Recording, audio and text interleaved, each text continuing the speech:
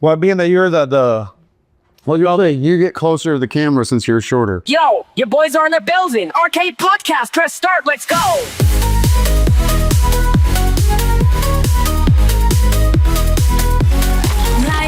We promised earlier we were going to share where people can stream his film. La Reserva. Where can people see it? Well, US and Latin America, you can always see it at Amazon Prime Video. Latin America, US is also streaming on platforms like Tubi, platforms like Nuestra TV. Latin America, another platform, Butaca TV, but it's also on DVD formats.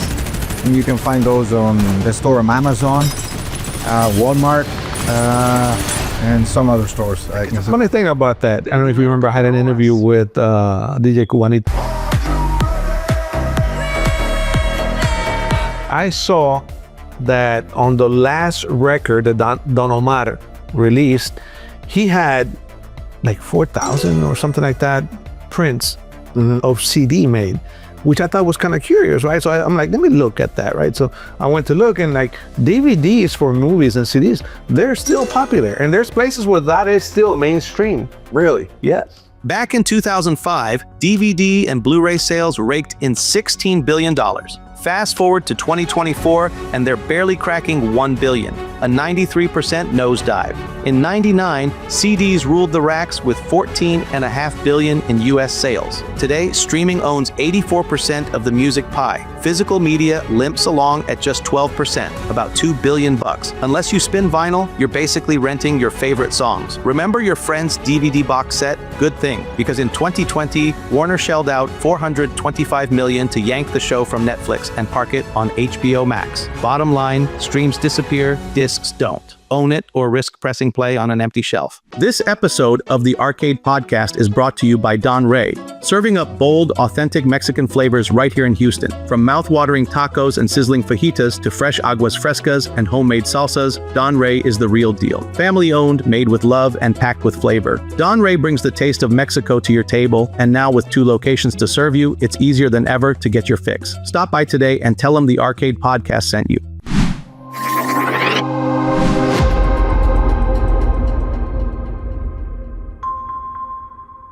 Hey guys, I hope that you're enjoying the Arcade Podcast so far. So hit the like button, share, and keep the good vibes rolling, because we got plenty of episodes in the pipeline. In this video, drop a comment below. Hashtag coffee mug, and you'll be in the running to win your very own Arcade Podcast coffee mug. Let us know what topics you want us to hit up next, and on the next episode, we're going to pick out a winner for your very own coffee mug.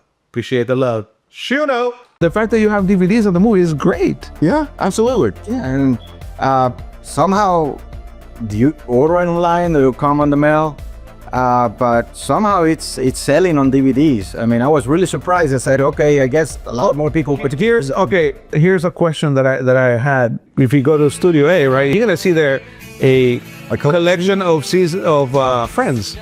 Okay, yeah. On DVD. Right. Because although I can see it in different platforms, I like actually holding the item on my hands and go, I have it here. Yeah. It's here. Because what happened, who was it? I think was it Netflix? Or Peacock? I don't know who had Friends, and they were like, oh, we're taking it out. Right. You never know when any of the streaming services they're going to lose the rights. People are going crazy. People are going crazy because people still watch Friends. Absolutely. And they're like, where are we going to watch it now? And then another platform came with like, oh, we have it. The same thing happened with The Office. I think The Office was on Netflix for the longest time. Then NBC came out with Peacock. Netflix lost it. I believe it was Netflix. If I'm wrong, I'm sorry. But yeah, I think The Office was on Netflix, either Netflix or Amazon Prime. But see, that's the thing I keep saying. It's like, look, yeah, you listen to all your music for free on like most platforms, right? Right. They all have a paid account, but most people listen to it for free, right? Sure. But what happens when that streaming platform decides, well, I'm not going to play Don Omar anymore. I'm not going to play Daddy Yankee. It's a very powerful thing to be able to say, I have like the actual. I own this. It's mine. Yes. You know, I got a copy. It's mine. Yeah, well, after them streaming, I mean, you don't owe the movie. You just owe the right to watch it while they have it. Sure. Yeah, but that's what I'm saying. It's like that's the one thing that's like I don't think people like the new generation, right, realize that they have nothing, but they have everything at the same time. It's true. It's like you hear a new song. What is it? Oh, there it is, and they're listening to it. You know, back in the days, it was like, oh, you gotta wait for the DJ to play it. You gotta wait for the radio for it to come on. Nobody of the younger generation is driving around and has a stack of CDs in their car with all the music they love. Well, right now, cinema is going through the same thing. You know, people perceive, okay, well, why am I going to go pay, take my whole family, spend $50, $100 at the movie theater? I'll just wait until next week and I'm going to be watching it. But that's the new mentality, right? Because here's the thing, it's the experience. Sure, we can stream any blockbuster on the couch, but we still pony up for the big screen experience, the popcorn crunch, the surround sound rumble, the sticky floor nostalgia. Same with sports bars. We've got 70-inch TVs at home, yet we'll drop $20 on wings and watered down soda just to feel the roar of the room. Bottom line, sometimes what we're really buying isn't the content, it's the collective vibe that comes with it.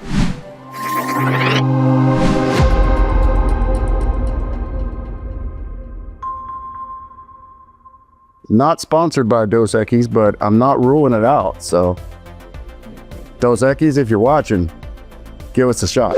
Yeah, I can watch it on my TV. But is it the smell of the popcorn? Is it the same as going to the theater? No, it's not. No, it's not. Of course, it's space. It's the space, the ambience, the space, the saddle you have. Yeah. You know, the sound, the way it bounces, everything's engineered. You're getting in line and waiting for your popcorn and all that, and then carrying your popcorn, going $12 first. Or right? You gotta pay for the experience. Exactly. It's a sports bar, Of course.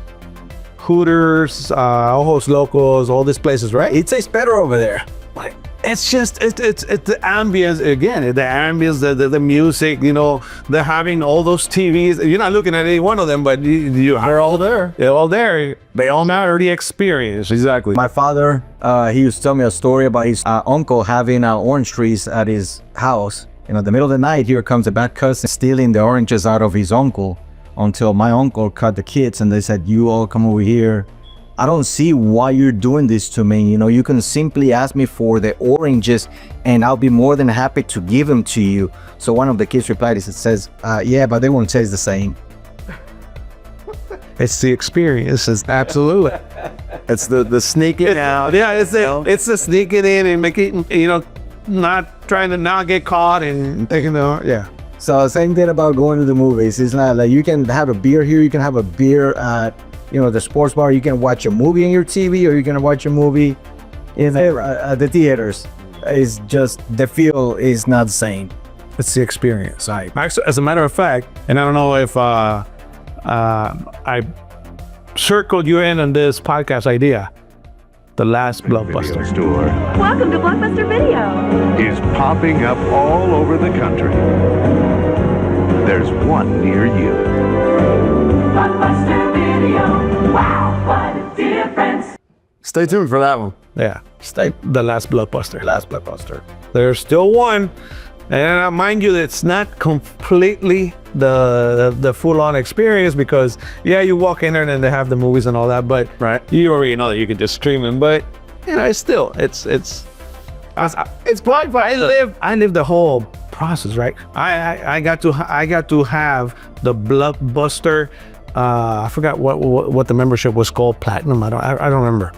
Where? Oh wow. Yeah. Where I did important. Yeah, I didn't like just go and pay for a movie. I'm like, no, just I could go in, get a movie, go watch it, come back, or if I didn't like it, stop in the middle, come back and just like get another one because I wouldn't pay per movie. It was like a membership.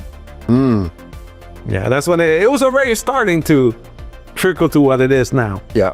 But I wasn't that guy. I was the guy that went in and paid for like 6 nights or whatever, and like I would always forget to return it. You know, and it's not that I watched it 3, 4, 5, 6, 7 times. I watched it once, and then it's sat in on top of the TV or something. Yeah. And then a week later, oh fuck! Did we return the movie? Nope. And then you go and you pay $12 because because it was sitting on top of it. Yeah. And then like actually just watched the whole freaking week. Yeah. Or if you lose it, and you have to pay like $200 or whatever it was. It was so expensive if you've lost a movie. Yeah, it was. You would pay if you didn't rewind it. Yeah. Oh yeah. It was like what, like $350 or something. I don't know. Was the But you're in here. Yeah. People would go out and buy rewinders, and they made little cars and stuff. For anyone that doesn't understand this, it wasn't around. We had to remember that the new generation. In Miami, there was a machine that we probably all had in our houses. Yeah, at one point. That the sole purpose of this machine was to rewind a VHS cassette. Yeah. That's all it did. It was because whenever you return a rental, you would be charged if it was not rewind. And that's bizarre to me. Now, So remember, every time you watch YouTube, make sure you rewind it. rewind. Be kind, rewind. That was a saying, be kind to rewind. I remember that. Well, Oscar, thank you so much. Yeah, sure. Thank you so much, Britt. Terrific. We'll leave it there. We'll see you next time. See you next time.